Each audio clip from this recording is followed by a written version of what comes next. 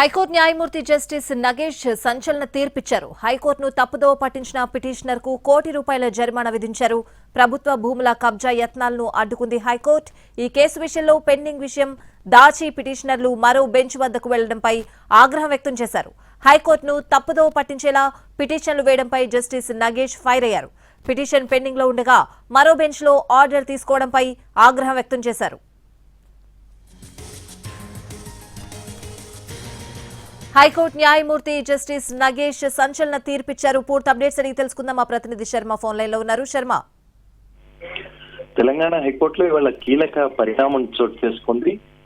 Single bench judge తీవ్రమైనటువంటి ఆగ్రహం వ్యక్తం చేశారు. పిటిషనర్ కు ₹1 కోటి జరిమానా విధించారు. అయితే దీనికి సంబంధించినటువంటి వివరాలకు వెళితే గతంలో ఒక భూమికి సంబంధించినటువంటి వివాదం కొనసాగుతోంది. అది హైకోర్టులో ఒక బెంచ్ లో పెండింగ్ లో ఉంది. కానీ పెండింగ్ లో ఉన్నటువంటి ఆ కేసు విచారణ దశలో ఉండగానే అలాంటి దానికి సంబంధించినటువంటి పిటిషనే మరో బెంచ్ లో ఫైల్ అయింది. అంటే అందులో ఉన్నటువంటి వివరాలను సేమ్ యాజ్ ఇట్ ఈస్ గా ఇందులో పొందుపరుస్తూ ఒక కొత్త పిటిషన్ ను దాఖలు చేశారు. దానికి సంబంధించి మరో బెంచ్ లో విచారణ జరిగింది. దానికి సంబంధించినటువంటి ఉత్తర్వులు కూడా వెలువడ్డాయి. కానీ ఇది గ్రహించినటువంటి సదరు న్యాయమూర్తి తీవ్రమైనటువంటి ఆగ్రహం వ్యక్తం చేశారు. ఇది ఆల్రెడీ ఒక బెంచ్ లో విచారణలో ఉన్న సందర్భంలో మరి అలాంటి సేమ్ పిటిషన్ నే ఇక్కడ వేసి ఎలా ఉత్తర్వులు పొందగలుగుతారు? దీనికి సంబంధించినటువంటి వ్యవహారాన్ని చాలా తీవ్రంగా పరిగణించారు.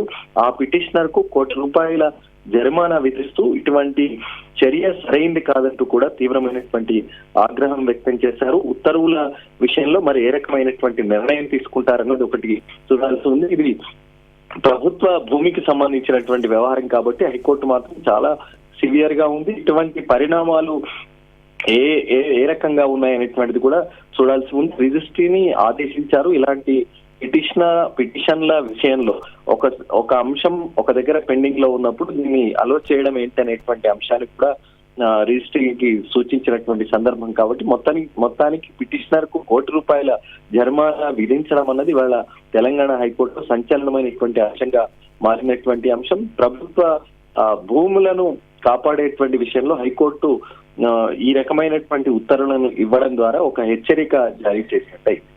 Right Sharma, thanks for the updates.